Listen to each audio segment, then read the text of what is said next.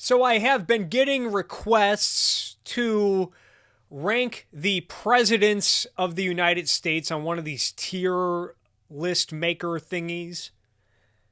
And I noticed right away, you notice all the presidents they have here.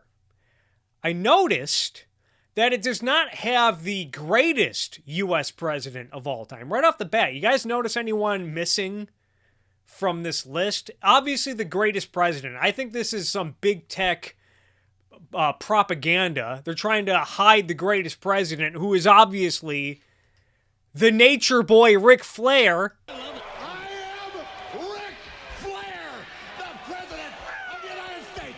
I mean, this guy's the greatest ever, Ric Flair. I want to put him in the S spot right here. I mean, who doesn't love a president who walks around a wrestling ring in his boxers? I am Ric Flair, the President of the United States. Talking to this Scottish nobility guy, this aristocrat, Rowdy Roddy Piper, that's him, wearing his little kilt. I am Ric Flair, the President of the United States. I mean, don't you want a president who's firm like this, like Ric Flair, the nature boy? Alexander Hamilton was not a president. He was the treasury, the treasurer, the head of the treasury, whatever it's called. One of the key founding fathers, definitely. Anyway, let's get on with it. First off, I think we need to have somewhat of an objective standard for assessing presidents of the United States. I don't know about you guys. I used to operate on this assumption that what makes a good president, a successful president, is one that gets stuff done. You heard this a lot from Trump over the years. He'd always talk shit about certain senators and other former presidents, like, oh, they didn't get anything done. Well, sometimes when you get stuff done, you make stuff worse. So I had to do away with that assumption. I think it's healthy to refer to the Constitution. How well were they at enforcing the laws, at making America freer, at preserving American freedom from enemies at home and abroad? Did they make America more free? Were they authoritarian? Did they push America toward authoritarianism? Were they a good steward for America? Did they promote American values? I know that's not technically their role in the Constitution, but kind of like a president who kind of just portrays, confidence in the American spirit. Did they open trade with other countries? Did they undermine American freedom, perhaps by sanctioning enemies or potential enemies? Would also like to clarify that I am not a historian. I am not an expert on this stuff. In fact, a lot of my source material, this might be taboo for some people, but a lot of it comes from Wikipedia. Relied heavily on Wikipedia for this. I know Wikipedia, anyone can technically write anything. Wikipedia has a left-wing bias. Well, look, I wasn't about to buy 50 different books on each president and source them and then read all 50. It would take me years to do that. So we're going to rely on Wikipedia for better or worse. And if I am mistaken on anything, if I get anything wrong, by all means, feel free to correct me. Akira Felix says Washington is the best president. And you know what? I concur. George Washington, I'm going to start off on a positive note. George Washington, hands down, the greatest president in U.S. history. If you look at what he did, he was very conscious of the fact that what he did would set a lot of precedents, including the title of Mr. President, how you address the president. It elevated the office of the president without making it the level of like a noble king, Mr. President. Very, very principled. Often referred to his cabinet and his appointed cabinet and discuss things with them and put a lot of thought into his decisions. You contrast this with pieces of shit like FDR, who I remember reading that one time he needed a tax rate and he just pulled some random ass rate out of his ass because it was a lucky number. Washington put a lot of thought into what he was doing. And I think also the fact, you got to remember that he was the first president under the new U.S. Constitution. This was less than a decade and a half after the Revolutionary War. America was, in its infancy, still on shaky grounds. They needed a leader who could really bring the country together and not screw things up. And I don't think you could have asked for a better first president of the United States, especially when you consider that he set an unofficial rule by leaving after 2 terms, which was huge at the time, first free country in the history of man. And he says, you know what? I don't want power. I'm going to leave after 2 terms. Washington oversaw a peaceful transition of power.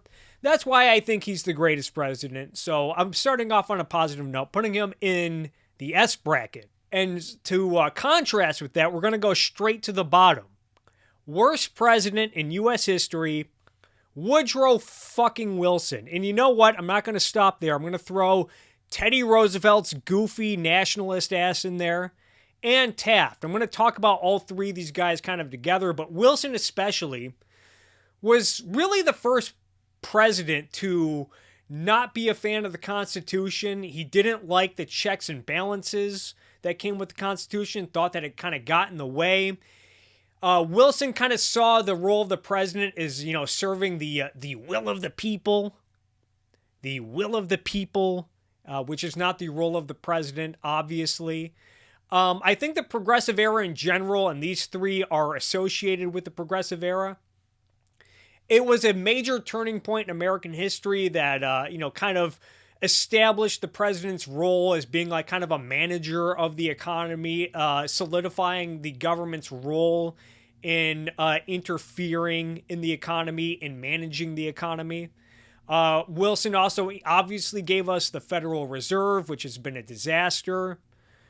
He also, at the time, really helped bring the Ku Klux Klan into prominence. It was kind of dying down for decades after the Civil War. But when he screened D.W. Griffith's movie, Birth of a Nation, he was a huge fan of it. Really helped repopularize the Klan, especially with them, riding around in their goofy-ass hoods and robes. World War I was also a disaster. Wilsonian foreign policy. He established this new thought on foreign policy that oversaw America's role as spreading democracy around the world, which is nonsense. America's military should be used explicitly for the protection of the United States and American freedoms at home and abroad. But Wilson thought, we're going to spread democracy. America's involvement in World War I was a disaster. So there's just a lot to not like about Woodrow Wilson. You also got Theodore Roosevelt in here. Really made trust busting and antitrust popular. It was signed in the 1890s, but not really utilized, especially by a U.S. president. Theodore Roosevelt really embraced antitrust and really got involved in the economy. Also established the Food and Drug Administration, and anyone who's been watching me as of late knows that I've had a huge hate boner for the FDA as of late, especially with the role during COVID and screwing a lot of things up. That all started with Teddy Roosevelt, who again campaigned on a new nationalism. I've mentioned this before, but you notice these left-wing groups like Occupy Democrats and other 98%, they often shit on Trump, rightfully so, for being a nationalist. They don't like that he's a nationalist because Hitler was a nationalist. Meanwhile, they'll always make all these nice memes of these inspiring quotes from Theodore Roosevelt. Well, Theodore Roosevelt, he was also a nationalist. And then I put Taft in there because Taft was between Roosevelt and Wilson. And Taft was kind of, from what I've read, he was kind of a dollar store version of Teddy Roosevelt by Teddy Roosevelt standards. Didn't really do much, but I decided to just kind of lump him in with the progressive era presidents. I'm getting told that Taft was a bigger trust buster than Teddy Roosevelt. Good. Even more reason to hate the guy, Taft. Moving on from the progressive era, let's go positive. Let's go kind of mediocre. Let's do Harry S. Truman. Harry S. Truman. So, a leprechaun, a deer, and President Harry S. Truman all walk into a bar. Leprechaun approaches the bartender first and says, "I would like 3 Irish car bombs for myself and my 2 good friends over here, Bambi and Harry S. Truman." They all drink the shots. Leprechaun leaves the bar. The deer follows and goes up to the bartender and says, "I would like to order 2 Jaeger bombs for myself and my good friend Harry over here." They drank the shots. Deer leaves the bar. Finally, President Harry S. Truman, after the deer and the leprechaun have left, he goes up to the bartender and says, "I would like to order 2 atomic bombs for my good friends Hiroshima and Nagasaki." What a sick joke! President Truman gets big points for dropping big bombs on Japan to bring World War II to a close and reconstructing the Japanese government. Truman also was apparently good on civil rights. He tried to get the ball rolling on civil rights. I think he made reforms in the military during World War II. I think he gets credit for that. I think following World War II, Truman kicked off the Cold War weak by joining the United Nations and making compromises with the Soviet Union. He loses points for that. He also loses points for his half-ass attempt in the Korean War. Not sure that America should have been in Korea in the first place, but even if you accept that, Truman waffled as soon as the Chinese got involved, and as a result, the war never technically ended. We've just had a ceasefire agreement for 70 years. Now North Korea, they're still around. They're still communist. Now they have nuclear weapons. Truman also tried to nationalize the steel industry and was thwarted by the Supreme Court. He tried to nationalize health insurance in America. And I think a lot of problems with health insurance started with the price controls and tax policies during the Truman administration. A lot of bad with President Harry S. Truman, but I think he makes up for it with his handling of World War II and civil rights. So I will put him as a C. Now let's go a little boring here. Let's get John Tyler in here. President John Tyler. And this might be biased because I've been told by certain relatives of mine that I actually share a family tree with John Tyler. I don't know how true that is. I'm not a descendant, but we're kind of in the same family tree or whatever. John Tyler was the first president to assume the presidency following the death of a sitting president, and I think he did a pretty good job. He was not a big partisan. He often voted against his own party's proposals, including the establishment of a national bank. Loses points for trying to annex Texas as a slave state, so I'm going to leave John Tyler as a D. Then we got Chester Arthur. Chester Arthur made polygamy illegal as an attempt. He made it illegal as a federal crime when trying to go at the Church of Latter-day Saints. Not sure how I feel about that. He also signed the Chinese Exclusion Act, which made Chinese immigration illegal. So I'm going to put Chester Arthur as an F. Then we got Millard Fillmore. I'm going to leave him unranked. He was anti-slavery, but it enforced the Fugitive Slave Act, favored major infrastructure. I think he only served 1 term, didn't do much. That's Millard Fillmore for you. And then we got Ulysses S. Grant, who for me was a big surprise. Ulysses S. Grant was a pretty good president from what I've read. He was huge on civil rights, signed the Naturalization Act that allowed African Americans to become citizens, enforced the 15th Amendment, really cracked down on the Ku Klux Klan and other incidents of rebellion and violent unrest following the Civil War. He reduced spending and the national debt.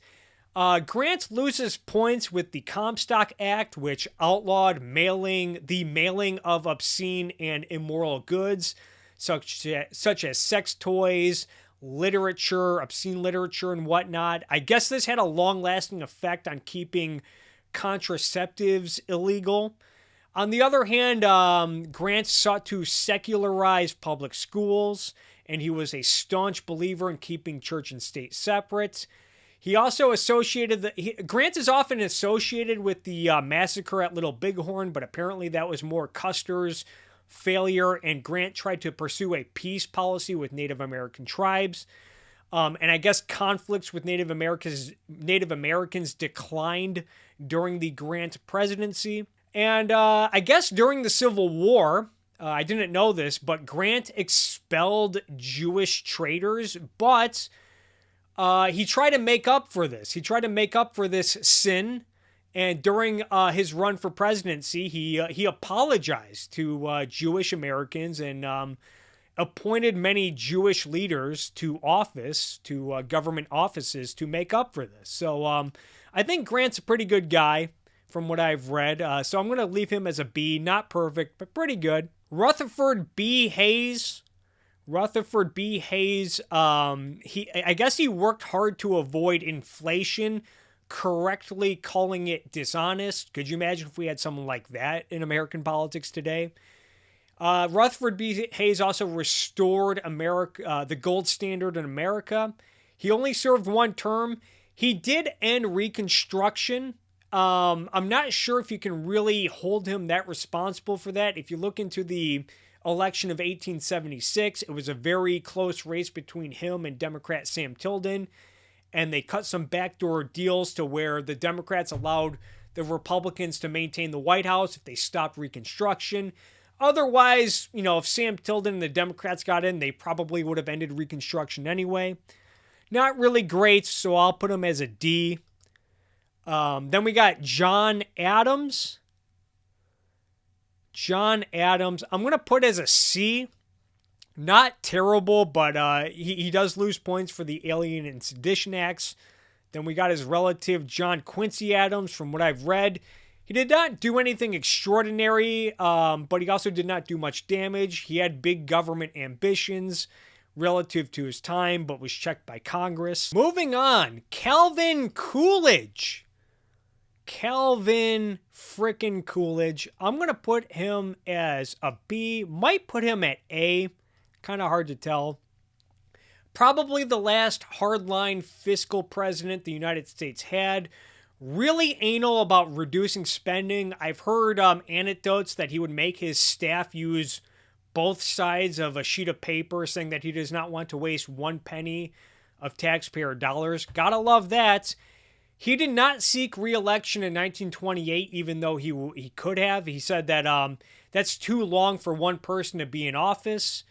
I love a president who is not a power luster. Sadly, I think that trend is dead in American politics.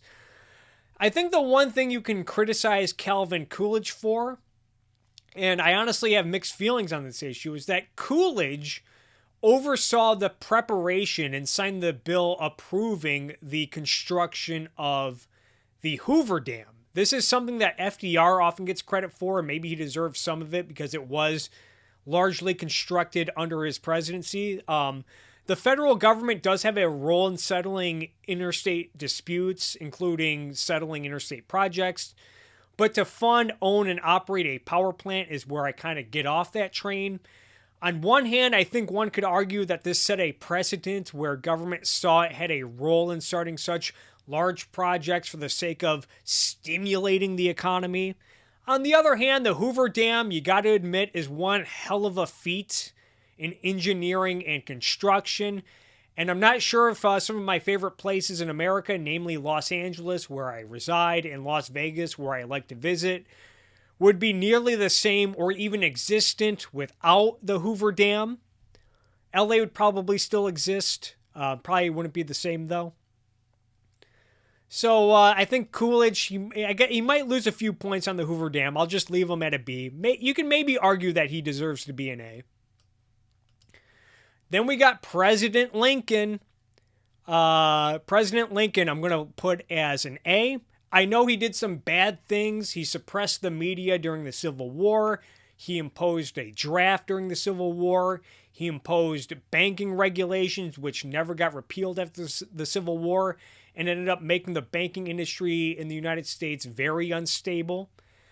But I think his preservation of the Union and his efforts to free slaves far outweigh any of his drawbacks, so I'm going to leave him at A. I know a lot of free market and libertarian types are kind of sour on Lincoln for those reasons. I get it. but just deal with it. Then we got Franklin Pierce and James Buchanan. Gonna put them in the bottom of the barrel from what I've read. Not much to say about either. Both were on the side of slavery and made things worse heading into the Civil War. Then we got George W. Bush. Where do we want to put George W. Bush? I'm going to tell him where he belongs. Right in the fucking bottom. Now, I know I'm probably going to get a lot of flack for this. I've made a lot of friends over the last year or so with neocons and liberal hawks.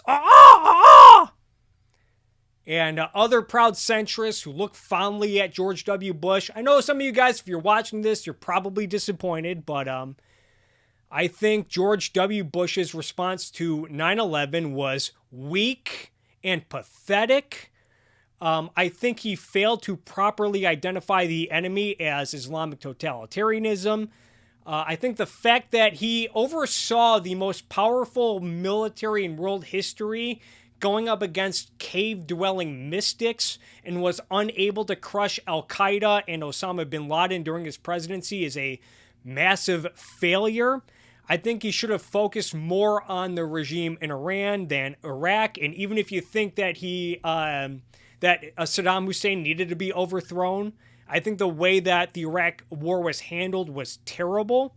I think the way Bush dealt with Israel was terrible. It's been 13 years since his presidency. Iran is still a threat. I think Islamic totalitarianism and militant Islam is worse than ever. Iran is working on nuclear weapons. Meanwhile, we're still trillions in debt, and we have garbage like the NSA.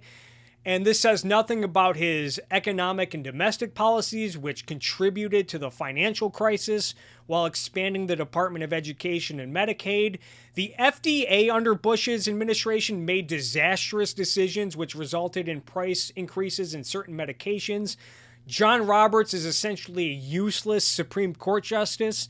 And I think if Bush were not so terrible, we would not have gotten another terrible president who belongs at the bottom, and that is Barack Obama.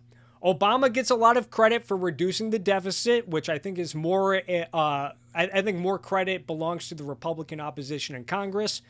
One thing I will credit Obama for is the relaxation of federal enforcement of cannabis prohibition, and I'm not sure that legalization at the state level would be as successful without Obama relaxing the enforcement. I think Obamacare, the Affordable Care Act, was and still is a disaster.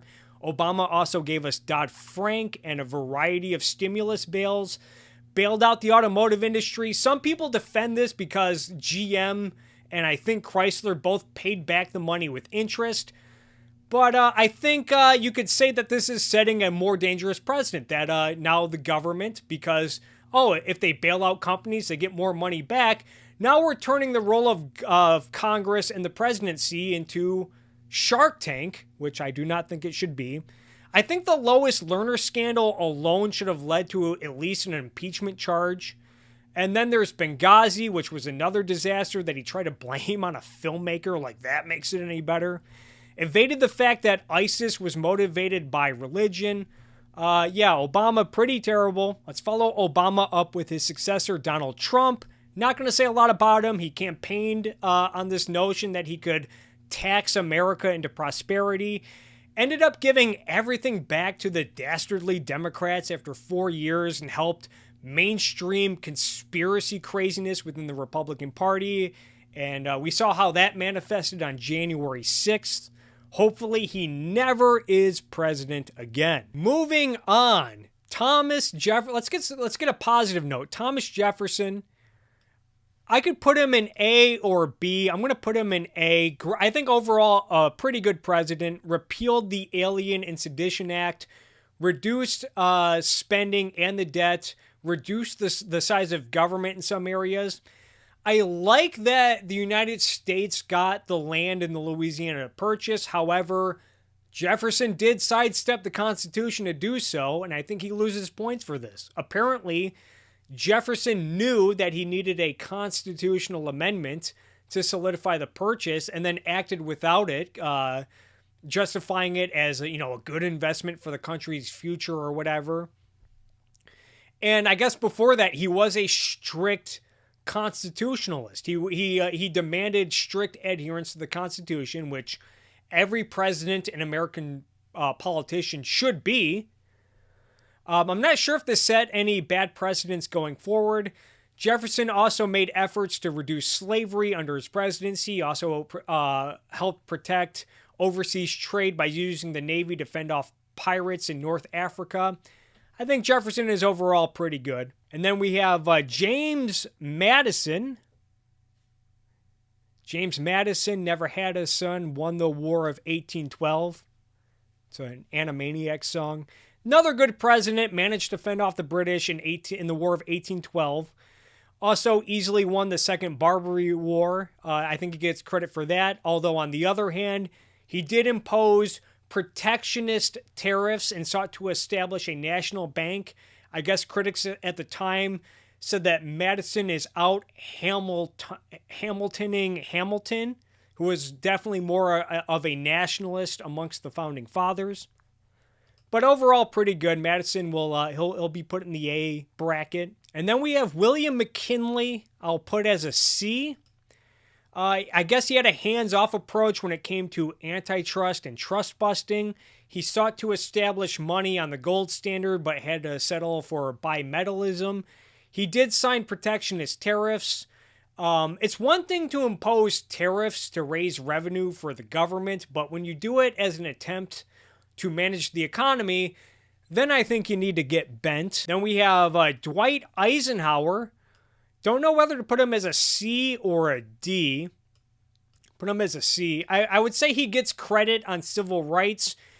On the other hand, his beloved national highway system, the roads, you guys, those wonderful roads, they ended up displacing a lot of African Americans. I guess he also opposed the Brown versus Board ruling, but still enforced it. I learned recently from an episode of the Yaron Brooks show, and I looked into this myself, he just handed the Suez Canal over to Egyptian nationalists over the French and British and the corporations that operated it. Only for the Egyptians. I guess he did this to kind of win favor with the Egyptians because they were deciding whether or not to side with the West or the Soviet Union. And the Egyptians ended up turning to the Soviet Union anyway. So nice work, Dwight. He also ended Republican opposition to the New Deal, which I think solidified the programs.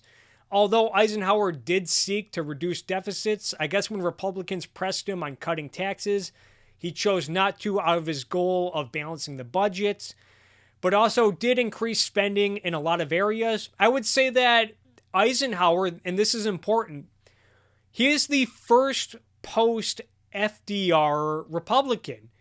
And I think he really did establish the Republican Party as a mixed economy, status quo party that pays lip service to free markets, but does little to nothing to actually free up the economy or roll back spending or regulations. I think for his time, he was okay. That's why I want to put him as a C, but you can probably talk me into putting him as a D. Oh yeah, Operation Ajax was also another, not for the reasons the left say. But didn't he kind of side, like he overthrew the Mohammed Mossadegh, but still let the Iranians keep the oil instead of letting the British take it back? Yeah, the British never got the... Okay, you know what? Because of Operation Ajax, again, because he decided to let the Iranians keep the oil instead of letting the British take it back, I'll knock Eisenhower down to a D. You could talk me into a C, though. Next up, John Fitzgerald Kennedy. Another guy I'm not sure whether to put him at C or D. I think he gets major points for how he handled the Cuban Missile Crisis. I think he handled that like a boss. Really showed American strength when they needed it during the Cold War. I think he loses points for getting the U.S. further involved in Vietnam. Apparently the first president to openly embrace Keynesian economics, although Kennedy did cut taxes, which is good. He was pretty weak on civil rights. On one hand, I think Kennedy did inspire Americans with, promises and ambitions to go to the moon. On the other, he's known for his ask not what your country can do for you, but what you can do for your country, which is pure collectivism. John Fitzgerald Kennedy, not good. Could have been worse. Now we'll talk about his successor, Lyndon Baines Johnson. Bottom of the barrel, one of the worst, gave us Medicare and Medicaid, which are on pace to become insolvent, by the way. But even at the time, Medicare and Medicaid distorted the healthcare market, as I've discussed in previous videos, and was a major turning point towards socialism in the United States. I think his handling of Vietnam was a disaster. Again, even if you think the United States had a role in Vietnam, his whole war of attrition policy was just absolute garbage. Just an altruist approach to foreign policy, which is always a disaster. So he goes to the bottom. Let's get more positive. James K. Polk. Not sure if I should put him in the B. He won the Mexican-American War, got more land for the United States, basically the entire southwest United States, from Texas to California. Cool, reduced tariffs, kept his promise to only seek one term. And apparently looking into these presidents, that was more of a thing during the 19th century. A lot of presidents said, I'm going to be one and done. Again, I like presidents that are not power lusters. So you could probably talk, Polk, aside from that, didn't do much. I'll keep him at a B. Then we got James Monroe. He acquired more land, including the great state of Florida. Monroe started the Monroe Doctrine, which promised United States neutrality in European wars and the protection of Latin America from further European colonization. He refused to intervene in the economy during the Depression of 1819. Loses points for erring on the side of slavery during the Missouri Compromise. Not great. Again, not great, but not terrible either. I guess I'll put him as a B. Then we got Andrew Jackson. Andrew Jackson. I'll put him and his successor, Martin Van Buren, in the bottom. Andrew Jackson, he was the first populist president, and populism is always pretty cringe. Let's get the bad stuff out of the way. He was a supporter of slavery, going as far as using the post office to suppress speech, suppressed abolitionist communication. Then there's the Indian Removal Act. I've heard some people say that while the Indian Removal Act was bad, and it was, that there were tensions and hostilities between the Americans and the Native Americans, and Jackson, from what I've read, acted partly out of compassion for the Native Americans as a means of preventing them from getting slaughtered.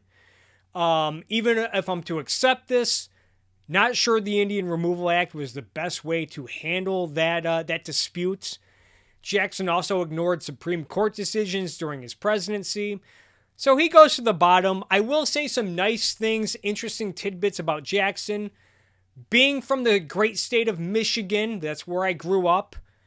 A lot of counties and cities in Michigan are actually named after Andrew Jackson and his cabinet. And the reason for this is because Jackson supported the Michigan Territory in the Toledo dispute with Ohio, which Ohio eventually won, but it resulted in Michigan getting the Upper Peninsula.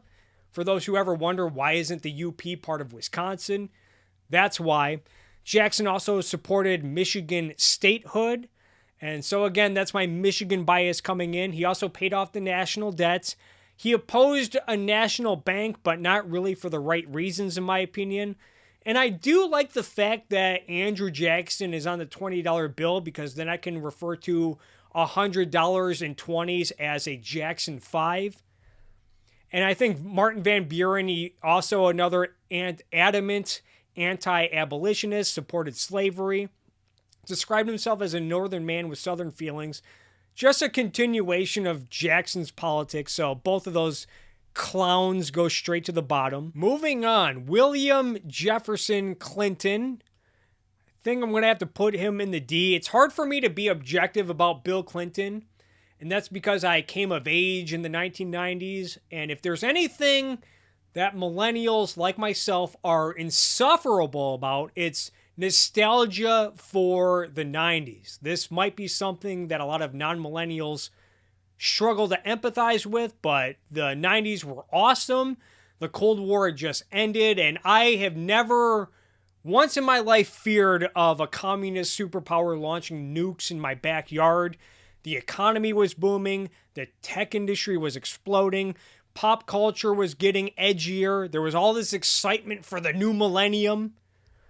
And a lot of that is associated with Bill Clinton. I think Clinton gets points for NAFTA. He opened up free trade. That was good. He gets a lot of shit for that too from people who don't know dick about economics. But I think NAFTA and free trade with other countries is a good thing. He also balanced the budget, but I think Republicans in Congress get deserve more credit for that. Loses points for how he handled Elian Gonzalez. He was, by all accounts, a total scumbag, especially when you consider the Monica Lewinsky scandal and not knowing what the word is. And Clinton did have a role in the financial crisis, as I've talked about in other videos. A lot of this stuff started in the early 90s with Fannie Mae and Freddie Mac, if I recall correctly, sponsoring loans and mortgages, risky loans and mortgages. And the role of the Federal Reserve during the 90s really helped create a bubble that eventually needed to pop. So Clinton, not terrible. So I'll leave him at D. You can maybe talk me into C, but I'm going to leave him at D. Richard Nixon, I think Watergate alone puts him in the bottom. He also gave us the EPA. He took America off the gold standard, imposed price controls, established the Drug Enforcement Agency, which really started the war on drugs, which has been a disaster. I like that he opened trade with China, but and in doing so, he did create a split amongst China and the Soviet Union, which was crucial during the Cold War. But in doing so, he did legitimize Mao Zedong, who was, by all accounts, a brutal dictator, arguably the most brutal in history. Then we'll go to Carter. I'm going to put him as a D. Apparently, he oversaw massive deregulation in the U.S. economy. Cool. He also vetoed Ted Kennedy's attempt to establish universal health care. Also cool. On the other hand, he gave us the Department of Education, and the obvious stain on his legacy is his handling of Iran and his weak-ass foreign policy. So, not the worst. I'll put him at a D. Now we'll get to Grover Cleveland. Oh, I guess he is in here twice. Someone asked if I would rank him twice. Grover Cleveland loses points for the Interstate Commerce Commission, which further regulated railroads, including the Great Northern Pacific, which did not have the problems and history of corruption that the government-funded railroads had. On the other hand, he was an advocate for sound monetary policy based on the gold standard. Although he was not able to get a bill through Congress, he did successfully repeal the Sherman Silver Purchase Act during his second presidency, lowered tariffs in his second presidency, although tried to add an income tax amendment to the tariff, which I guess got struck down by the Supreme Court. Pretty bad on civil rights from what I've read. I'll put Cleveland as a C. And then we got Benjamin Harrison, who served between Cleveland's terms. I'm going to put him as an F. He signed the Sherman Antitrust Act. That alone gets him to the bottom of the barrel. Also gave us the Sherman Silver Purchase Act, which was also a disaster. Harrison also raised tariffs. I guess I'll add Herbert Hoover and Franklin Delano Roosevelt to the bottom of the barrel. Herbert Hoover, contrary to popular belief, was very hands-on in the economy, especially after the stock market crash. He did sign the Smoot-Hawley tariff, which made the Depression a lot worse. And Franklin Delano Roosevelt actually built on a lot of what Herbert Hoover was already doing. He gave us all the garbage New Deal programs. A lot of people don't know Franklin Roosevelt tried to do a lot more damage than he already did, but he was checked by Congress and the Supreme Court at times. I guess you could say FDR, he was pretty good during World War II. On the other hand, he did intern Japanese Americans, so that puts him back down to the bottom. Was the first president to seek more than 2 terms, which required a constitutional amendment to stop that from ever happening again. And I think his presidency did mark another crucial turning point toward the notion that that the U.S. government has a role in managing the United States economy. Also, we have George Herbert Walker Bush. I think he goes straight to the bottom. Not going to spend a lot of time talking about him. Leonard Peikoff has a really good rant about George H.W. Bush. And I actually have it queued up right here. I'm not going to listen to it because it's pretty long. But if you want to go to this video right here, it's at about the 52-minute mark. He lays into George Bush so hard. Again, this is an objectivist. Intellectual heir to Ayn Rand, who's often associated with the Republican Party and the American rights. He implores this audience to vote Democrat before they even decided on their nominee.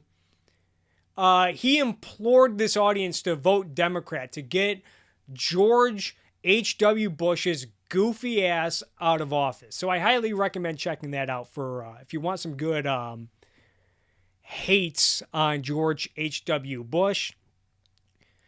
The rest of these guys are pretty unrankable. Andrew Johnson, I don't really know where to rank him. He was kind of like a turn away from Lincoln from what I saw. Like, I think he kind of favored Reconstruction, but wasn't really an active enforcer because he thought it would set a dangerous precedent for federal power.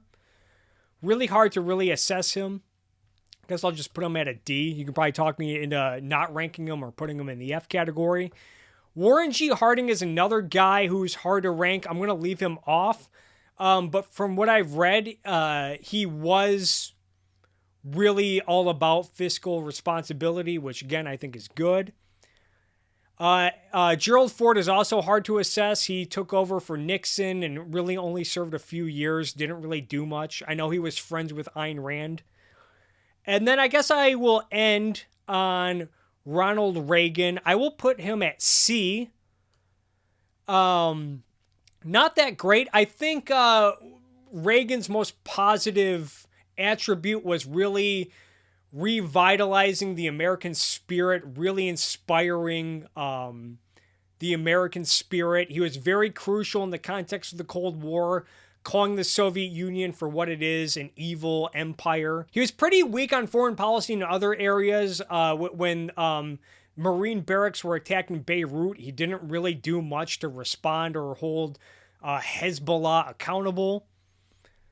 But I think it was pretty good for the context of that time. Oh yeah, and Reagan did help usher in the moral majority into the Republican Party and sort of I talked about earlier about how Eisenhower established the Republican Party, solidified it as a mixed economy, do-nothing status quo party. Ronald Reagan sort of established the Republican Party as a religious conservative party, which I think is a really, really bad thing. We're still dealing with the consequences of it to this day. So Ronald Reagan, again, not great, not terrible either. Pretty good for his time. Anyway, so these are my presidential rankings. Hope you guys enjoyed this. Let me know if I made any mistakes or if you have any disagreements below.